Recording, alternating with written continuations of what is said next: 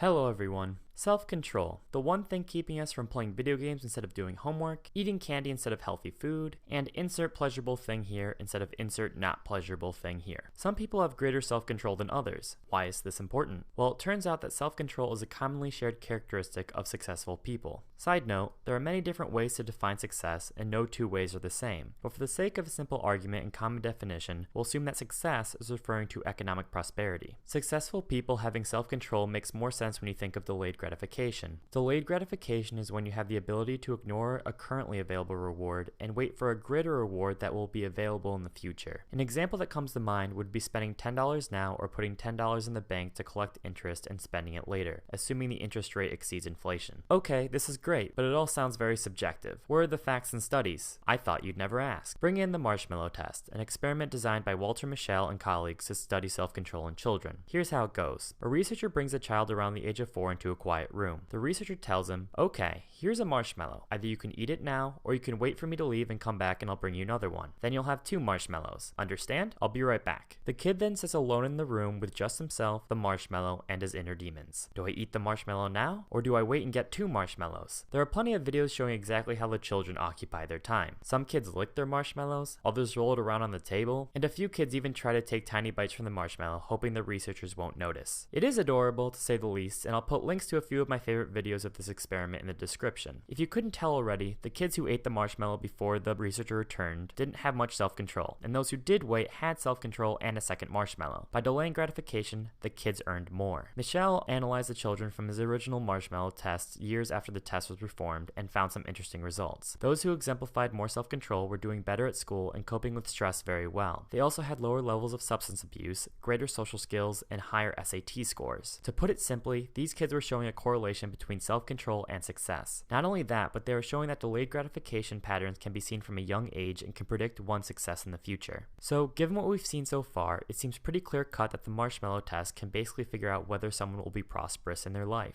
Well, not so fast. This isn't the end of the story. What if there are more variables to this idea? Recently, University of Rochester professors Celeste Kidd, Holly Palmieri, and Richard Aslin performed the marshmallow test with an important twist. They wanted to see how environmental reliability could change the results of the task. That is, they were curious to see what would happen if they altered the perceived trustworthiness of the researcher who was giving the marshmallow to the child. Here's how they did it. The researchers would bring the child into the research room where they had some old, worn-down art supplies in a jar on the table for a cup designing activity. The researcher would then explain to the child, either you can use these art supplies now, or I can bring you some brand new, cooler art supplies from the back room. The researcher then leaves the child in the room for about 2.5 minutes. The child would sit anxiously waiting for these neat new supplies to play with. The researcher would then return empty-handed and say, oh, I'm sorry, looks like we didn't have any new art supplies. Let's just use these instead. Once the researcher and the child were done with the art supplies, the researcher would present the child with a sticker. You can either use this small sticker now, or you can wait and I'll get a bunch of bigger stickers for you. Again, they would leave the child with a small sticker for 2.5 minutes. The researcher would then come back saying, I'm sorry, looks like we didn't have the big stickers. Let's just use this one instead. Okay, this is a lot to process at one time, so basically all you need to know here is that the researcher is trying to portray themselves as either reliable or unreliable. The reliable ones being those who did the exact opposite of what I just described. After the preliminary steps, the researchers performed the marshmallow test on the kids. They found that the children who had the unreliable environment would wait around 3 minutes before eating the marshmallow, while children who had the reliable environment would wait around 12 minutes. This is a huge difference and indicates that the reliability of one's environment matters in these type of strategic situations. More importantly, it shows that self-control may not be the only variable in determining how someone performs in the marshmallow test. If a child doesn't believe they'll get another marshmallow from someone who has proven to be unreliable, they simply won't wait. This calls into question the original marshmallow test results and how self-control and delayed gratification may not be the only factors in play when determining how successful somebody may be. In fact, one might argue that being able to statistically measure how reliable something or someone is could be a great strategy in real-world scenarios. Let's go back to our bank example from before. Maybe you decide that the bank might fail soon and you don't want to lose your money. In this case, delayed gratification wouldn't make sense due to the unreliability of the bank, and it would make more sense to spend your $10 now than to wait for some interest that you will never receive. So what's the big takeaway from this video? Well, first of all, no. A marshmallow cannot directly predict your success in life. It can simply measure your self-control when you are very young, and those results have been shown to correlate with certain metrics that we relate to success. Secondly, we have seen how complicated the marshmallow task can get when reliability is added to the experiment. What if there are more variables we are missing that could alter the results of the study that we don't don't know about yet. Success is not easily defined or predicted, and researchers are still investigating this topic today. In conclusion, don't let a marshmallow fool you into thinking it's some sort of fortune-telling delicious treat. Sometimes a marshmallow is just a marshmallow. Thanks for watching, and I'll see you next time.